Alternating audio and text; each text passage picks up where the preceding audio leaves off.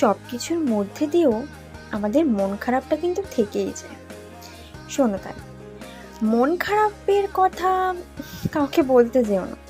মন খারাপ হয়েছে, তাহলে শোনো, নিজেকে ভালোবাসার মতন কিন্তু আর কিছু হয় না। আমি যেমন মেকআপকে খুব পছন্দ করি, খুব ভালোবাসি ছোট থেকেই, তাই এই প্রফেশনের আশা।